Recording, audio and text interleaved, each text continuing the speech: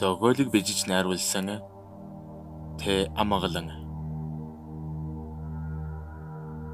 Төгсгөлийн 6 дугаар хэсэг. Цогоо Тэмэн хоёр том ажлын ард гарч Lotus компаниг хэвийн үйл ажиллагаанд нь буцаан оруулахын тулд бүхий л чадлаараа хичээж ажиллаж байлаа. Харин Эрдэнэтийн охтууд аавтайгаа зүг маш их айдас дунд амьдарч өдөр бүрэл ээж хайцсан юм. Гэртээ ирэх болоогүй юм уу? Шөнө бүрэл эгч бид хоёр доо давхраас муухай чимээ сонсдог. Ээжигээ их санаж байна. Гэх зэргээр Эрдэнэтд байнга гомдлоно. Хариуд нь Эрдэнэт ээж чинь аавтай зүг амьдрахгүй гэсэн. Тэгэхэд хол явчихсан. Мэдээж эргэн ирвэл аав нээжийг нь дуртай хүлээж аавна. Тэм учраас та хоёр ээж гэж гонгоноод байлгүй, аавдаа сайн дуслаад байж бай. Өөр том хүн ээжийг нь асуувал хол хөдөө явчихсан гэж хариулна шүү. Хоёр охин нь өдөржин гадаад оглоод санамсаргүй доод гараж руу ороход өнөөхөө оройбор охтуудад сонсогддог чимээ гарч байв. Охтууд аава гээ юу болов? Энд ямар нэгэн чимээ сонсогдоод байна. Юу сонсогдов гэж дээ. За та хоёр гэртээ орж гэр орноо цэвэрэл. Ээжигээ байхгүйд ээжийнхээ ажлыг хийгээд байвал аав нь баярлан шүү. Охтууд тэрхэн зуур баярлан гэрлүүгээ гүйлдэн оров. Эрдэнэт сайтар хэсгээс нь шүүс нь гойж шахсан түүхий хоньны мах галтгооноос аваад хорлоог төгжсөн зойрлуу явв. Одолгүй төгжээтэй хаалгыг нь онгойлгон миний хараа орой болгон би тийм муухай хашгираад байл да. Охтууд чинь айгаад байна. Жамааха үлсэж байгаа болов гээд шинэхэн хоньны мах гисгэгээд аваад ирлээ. Гэхэд хорлоо. Намайг энтэс гаргал та. Би чамаас гуйж байна. Хорлоо усуулгүй удсан тул хоолой нь хатаж арай ядан энэ хар нүхнээс гарахыг гуйж байв. Эрдэнэт наана юу ч бодолгүй хэсэг амраад ав. Гэрийн ажил өгтүүд хийсээр байтал чимэн өнгөрсөн хугацаанд ядарсан байх. Энийг сайн идээд үхчихгүй шиг наана байж бай. Гээд гартаа барьсан түүхийн маха зойрлуу шидээд хэд хоногоос дахиад мах өгнө. Гээд хаалгаа төгж өв. Энэ үед хорлоо намайг энтэс гаргаач. Муу адгийн новш, шаар, хогийн амьтан энтэс гардгал юм бол өөрийн гараар ална да гэж гадсан сөөнг хоолоогоор хий димэл тамираа дасартал орилж зөөхрөнгөө барна. Хорлоо юм идэлгүй их удсан тул өгдөөгийн шинэхэн хоньны махыг юужгүй идэж орхив. Тэр мах идэв түүхийч хорлоод их сайхан амдагдж байв.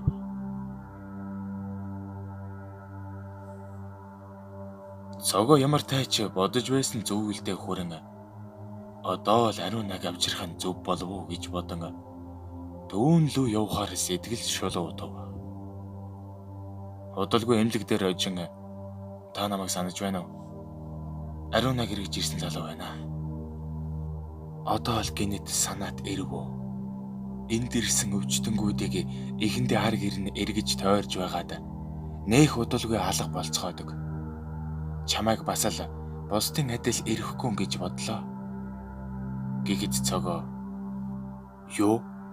Би ариунаг эндээс авч явахаар ирсэн. Энэ биеийн байдал нь ямар шүү байна? Ер нь бол анх ирснээ бодвол сэтгцийн хувьд багагүй өөрчлөлт үзүүлж сайжирсан. Та ариунаг эрүүл мэнд болон сэтгцийн хувьд өөрийгөө бүрэн олж автал нь болж өгвөл өөр эрэгтэй хүнтэй уулзуулахгүй байвал сайн байна. Учир нь манад ирж байгаа сэтгцийн зочмог өөрчлөлтөнд орсон өвчтөнгүүд хүмүүсийг хооронд нь сольж андуурч харах Зарим тохиолдолд оюун санаанд нь байгаа зүйлээ ургуулan хардаг. Гэхдээ Ариунагийн хувьд эдгээр хүнд үедээ туулаад өнгөрсөн. Гол нь сэтгэлийг нь тайван байлгаж түүнийг аюулгүй байгаа гэдгийг бүрэн ойлгуулах хэрэгтэй. Урд нь юу хийдэг байсан, хийхийг хүсэж байсан зүйлүүдийг хамтдаа баг багаар дуршиж үзээрэй. Эцэст нь хэлэхэд түүнд анх дурлаж байсан үе шиг халамж тавьж хайрлаж чадах юм бол залуу минь Ариуна эргээд ирнэ. За олон юм нуршаад яах вэ? Би түүний өрөөрөө орж эмнэлгээс гарах бэлтгэлийг нь базаая. Энэ үгийг сонссон цогоо додор нь ууж ирж яг л хуучин үе шиг түүнийг дахин илүү ихээр хайрлах сэтгэл төрж байлаа. Удалгүй эмнэлгийн хаалгаар толгойдоо саарл өнгийн альчуур зангидсан Ариуна гарч ирэхэд цогоо тисэлгүй гүн очиж тэврэн авав. Ариуна сандран сувилагчийн гараас зууран намайг яах гээд байна гэж их л айцтайгаар хэлнэ. Хайрт минь, энэ мөчийг би ямар их хүлээсэн гэж. Чиний минь сайхан хоолой. Сайхан үнэрийг маш их сонссон байна. Гэхэд Ариуна сэтгэл нь хөдлөн яг л жаахан охин шиг түүний газар нүрийг элбэн мэгшин уйлна.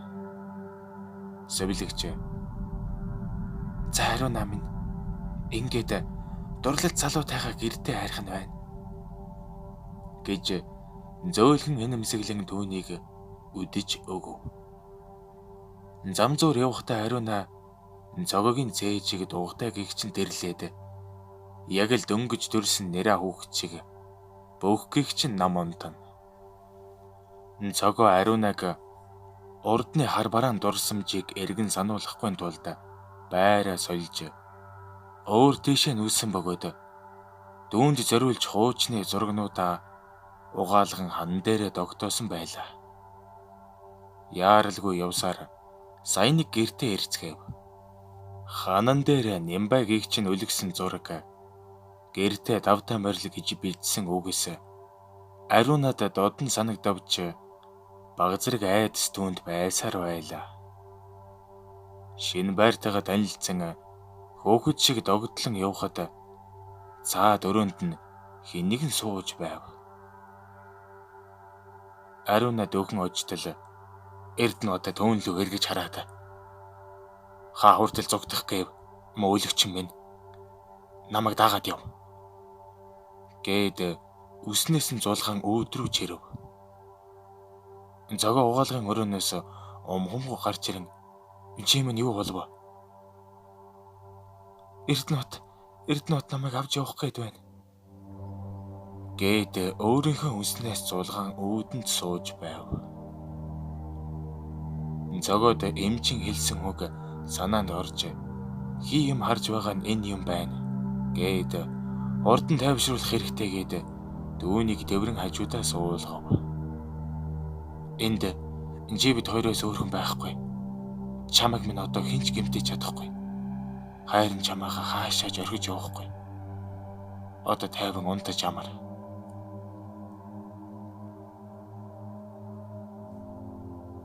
Энэ хооронд Эрдэнэт нэг зүйлийг угаарч байв. Түүнд сайхан ажил, эцгээс өвлөгдсөн эд хөрөнгө байсан ч харсан зүгрөөгөө мөнгөө зацж зугаа цэнгэл хөөж явсныхаа одоо тэр тансаг байшин үнэтэй машинаас өөр зүйлгүй хоцорсноо ойлгож байв. Новш гэж хэрэглээний мөнгөж байхгүй боллоо. Энэ муусан хятадуудыг харж байхаар өнөө шин өөрөө гарна гээд зориг шулуудав. Оройн хичээл тарах үеэр сургуулийн эргэн тойрноор анхааралтай ажиглан явсаар дунд ангийн нэг охин хэн нэгнийг хүлээн сургуулийн өмнө зогсож байхыг Эрдэнэт анзаарав. Машинтайгаа дөгөж очоод ахын дүү энээрээ юу хийж зогсов? Хурдхан гэртээ харихгүй бол Гадуур хүүхдүүдийг алга болж байна лээ шүү. Танаа гэр чинь хаана юм? Ахын дөхүүлээд өгье. Тэгтэл охин өөртөө итгүүлгүй нилээн сул дуугаар эндээсний холгүй 4-р хороолол гэж хариулав. Оо, яг зам дагуу юм байна. Миний дүү суучих. Ахаас айх хэрэггүй. Ах нь чам шиг 2 охинтой. Санаа зовлдог гэж ядхав. Охин ч данихгүй хүний машинд сууж болохгүйгээ сайн мэдж байсан ч Эрдэнэтийн додны нэмсгэлэл итгэл төрүүлэхгүй ярианд хуурдагдан машинд сууж орхив. Хөөрхөн охин энэ ертөнцөөс явх хаалга өөрөө онгойлгон сууснаа яахан мэдэх вүлээ. Эрдэнэт хэдэн саяын цуглаанд ойдсон хүн шиг утсаа шүүрч аван их л энэ талдан баясгалантай явах нь охинд хажиргалтай санагдж байв. Удалгүй 4-р хорооллоос өөр зүгт явж байгааг охин ойлгож "Аха, та буруу яваад байна штэ. Манайх 4-р хороол шүү дээ." Ах нь ойлгож байна. Ийш хальт хүнээс юм аваад ирье. Тэгээд шууд чамааг өргөд өгье. Гэт охины яриаг даслав. Удалгүй нэг саарал 3 давхар барилгын өмнө иржээ. "Мэдүү эндээ сууж байгаарай. Ах нь удахгүй." Гэт машиныхаа хаалгыг төгжээд яваад өгөв. Охин энэ үед ямар нэг зүйл буруу болоод байгааг мэдэрч машины зонхоор хартал хятадаар ярьсан залуучууд Эрдэнэттэй цуг ирж байх нь харагдав. Машины хаалга онгойлгон охиныг буухыг шаардаж хятадууд хоорондоо инээлдэнэ. Эрдэнэт "Урд буулдаа. Одооноос энэ хятадууд чамайг мэднэ ойлгов уу?" Гэхэд охин "Аха, та намайг явуулчихал та. Би хинт ч юу ч хэлэхгүй амлаж байна. Аав ээж хоёр намайг хүлээж байгаа штэ." Гэхэд Эрдэнэт "Тэгээд юу гэж тийм л гэртээ хармаар байсан юм бол хичээлээ тараад шууд л харих нь яасан юм. Олон юм ярих хэрэггүй. Өөрийгөө царайлаг төрсөнд баярлаж яв. Наад ах нар чинь их мөнгөтэй. Харин чамайг зарна гэж бодож байлаа. Би аль хэдийн тохиролцсон болохоор одоо явлаа." Охин маш их айсандаа уйлж байв. Харин хятадууд түүний зүгээр дээ чамайг Эрдэнэтээс их мөнгө төлж авсан шүү. Тэгэхэр зүгтах талаар бодсны ч хэрэггүй. Эрдэнэтийн 2 охин өдөржин гэртээ хийх зүйлгүй аавыгаа хүлээн уйдгарлаж байв.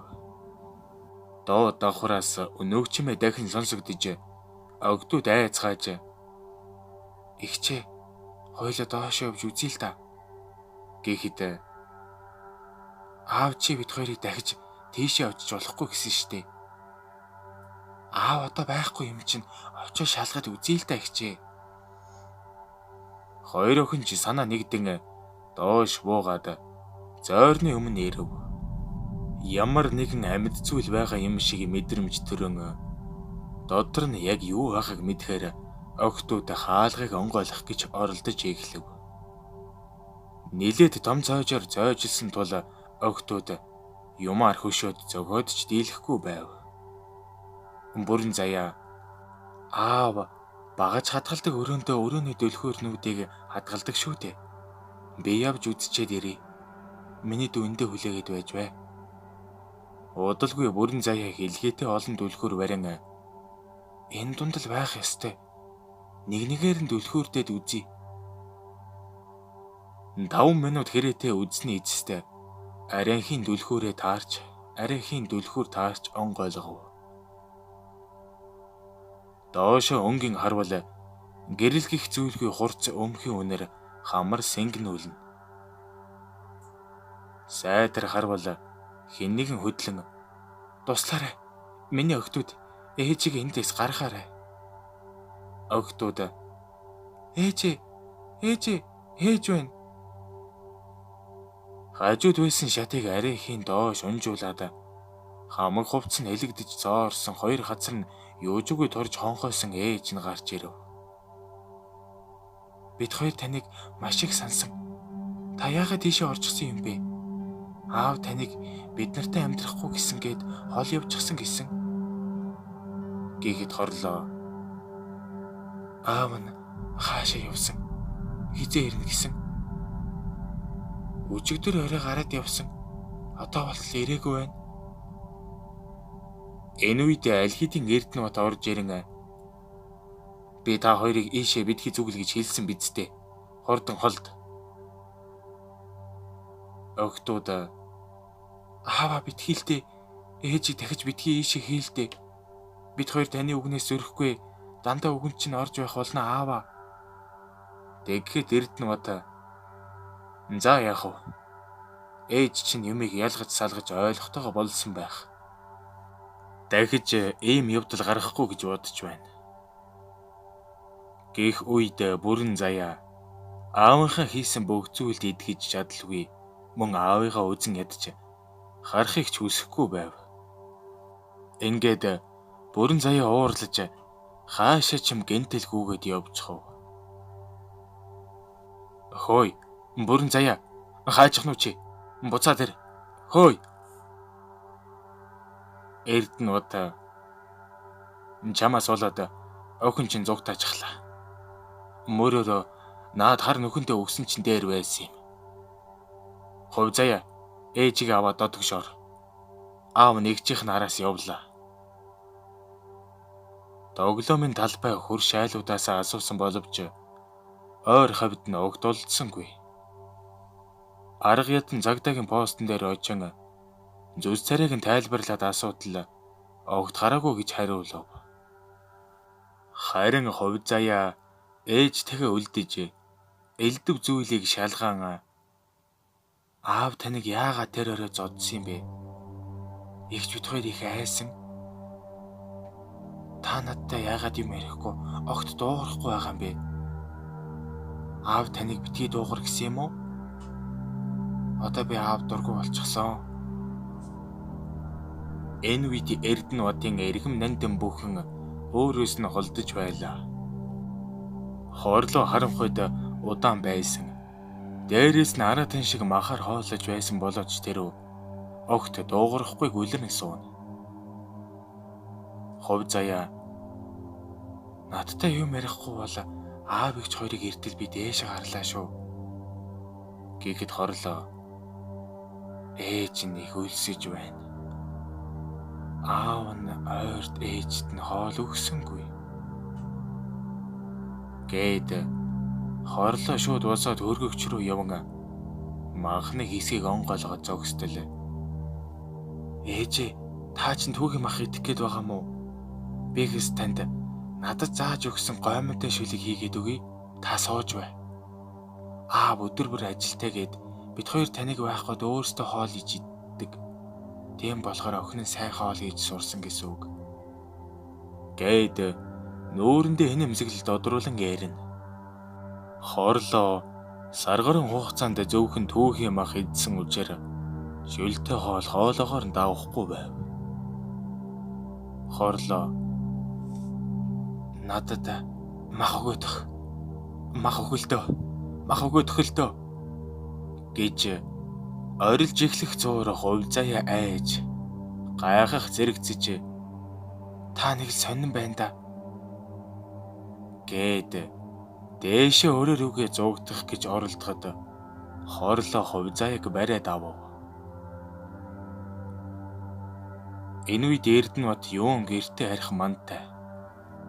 Томоохноо хайн хүүхдийнхээ найзуудынх нь гэрээр очиж хайж явтал гинэд удсан дуугарав. Удсаа хартал нөгөө хидтүүд нь залган өнөөдөр бараа өгнө гэсэн. Та яагаад алга болчихв? Гэхэд Эрдэнэбат би завгүй хойшлуулмаар байна гээд удсаа дазлав. Цааш охиноо хайж үргэлж ирдэг доглоомын талбайд нь ирэхэд удсан дахин дуугарав. Удсаа аван за яасан? Миний загсан эргэтэн голсон уу? Ажлаа хийж чадахгүй бол өөр хүн даалган шүү гэж Эрдэнэт зандрав. Уучлаарай дарга. Би саяхан оллоо л доо. Одоо хаана уулзах вэ? Гэхэд Эрдэнэт хизээний л мөнгөний шуналтай хүн болохоор заа та. Бүрэн заяа олдчил таараа. Нэг газар тоглож яваа биз. Гэж бодан өөрийнхөө ажлыг хөөцөлдөхөр болов.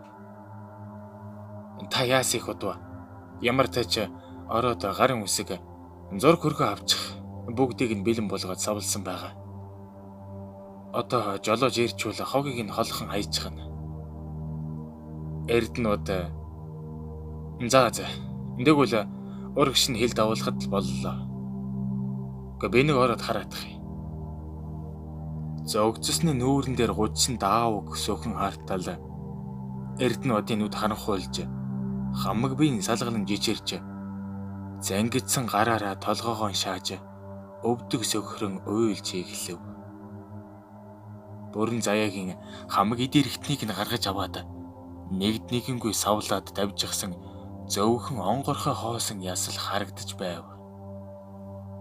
Бүрэн заяаг хулгайлж авчирсан залуу наад охин чинь бас овоо шииртэй охин байлээ шүү. Наашаа оруулж ирэх гэж өжнөө юм болсон.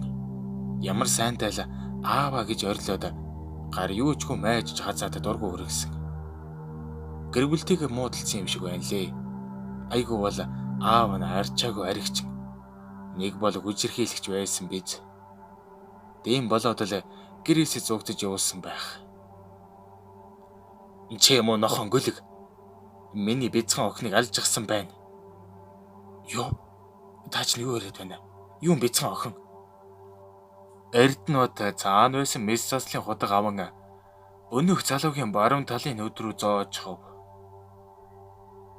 Энэ чинь миний охин новш минь.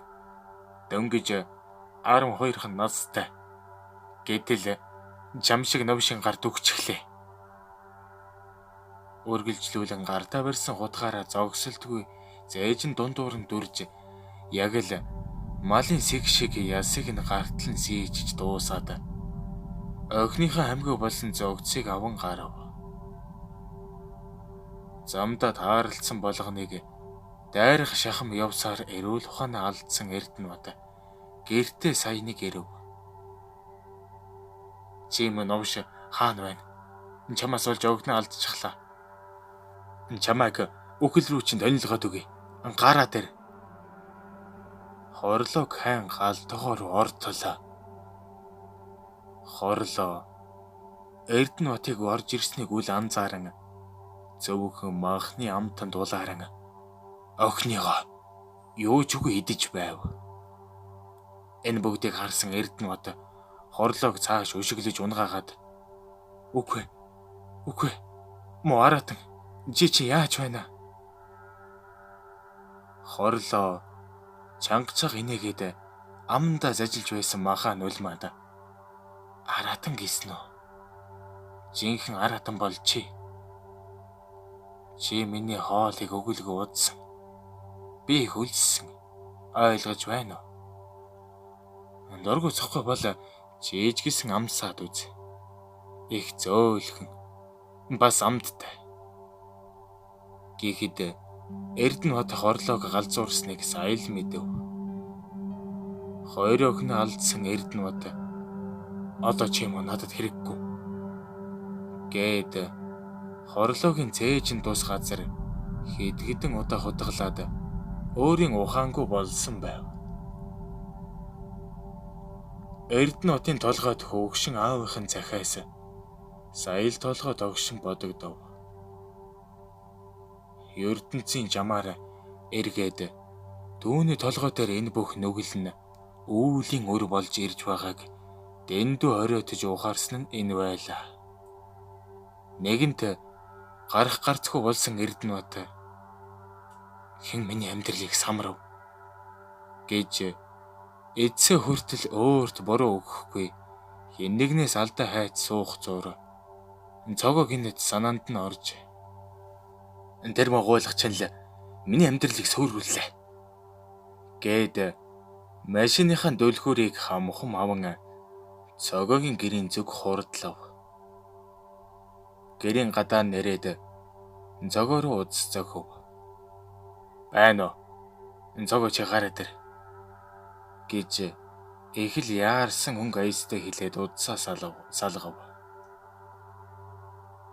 Зогоо хашаарлаж гарахдаа ариунад ямар нэгэн болбол шууд цагдаа дуудгээд гадагш гарав. Зогоог орцны хүүдээр гарч амжаагүй байхад Эрдэнэбат өмнөөс нь нүүрлэн зохиод авав. Тэгтэл цогоо "Оо мо новш чинь" гээд зориулээд орцны өөдний шат руу дүлхэж унгаагаад "Би урдны чиний дор ажилдаг байсан цогоо биш шүү новш минь" гэхэд Эрдэнэбат босч ирээд "Чи тэр шоронгоос гарч ирээгүй бол миний амьдралд ийм зүйл тохиолдохгүй байсан" гээд зогоогийн эз рүү хитгэж зохиод авав. Зогоо удаан хорссон өшөө хорслоо авахаар орцны хаалганы ард байсан урд төмөр аван Эрдэнэбатын толгой дундуур зогхоор далах үед ариуна гинт гараад ирэв. "Хараа, чи энэ хүнийг аллаа гээд сайн юм болохгүй. Би цагдаа дуудсан. Одоо ирж байна. Хоёулаа орцгоё" гээд зогоог зогсов. Эрдэнэбат энэ завшааныг ашиглаад цогоог дахиад хидэд зохиод авав. Энэ үед цагдаа хэрэн Эрдэнэбатад гав зүүж ариуна цогоо хоёроос мэдүүлэг авав. Цагдаа дээр очиод Эрдэнэбат "Би хамаатан садлууга ярих хэрэгтэй байна" гээд удсаар хүмүүс рүү залгаж "Намайг цагдаагийн газраас гаргаад өгөөч" гэхэд бүгдээрээ "Чи одоо мөнгөгүй, компанич байхгүй" гээд гаргаж авах нэг ч хүн ирсэнгүй. Эрдэнэбатын бүх хэрэг мөрдлөгийн үеэр илэрж маш том ял толгой дээр нь ирэв. Эрдэнэбатын шүүх хурал болж зогоо хогорчоор суув.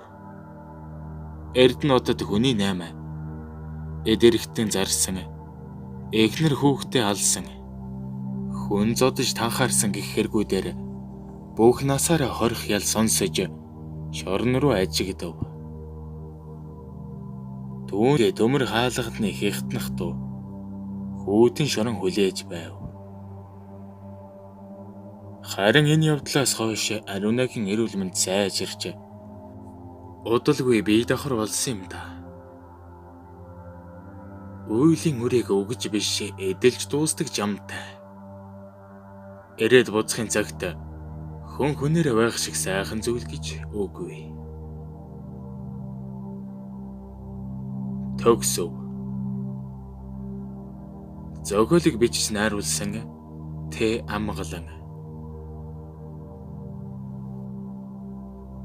10 дугаар өрөөгөөр аялсан танд баярлалаа. Танд манай бичлэг таалагдсан бол subscribe дарж, мөн лайк дарж share хийж түгээхээ бидхээ мартаарай. Хэрв танд манай бичлэг таалагдж урамшуулахыг хүсэж байвал комент хэсэгт байрлах данс руу донешин илгээгээрэй. Баярлалаа.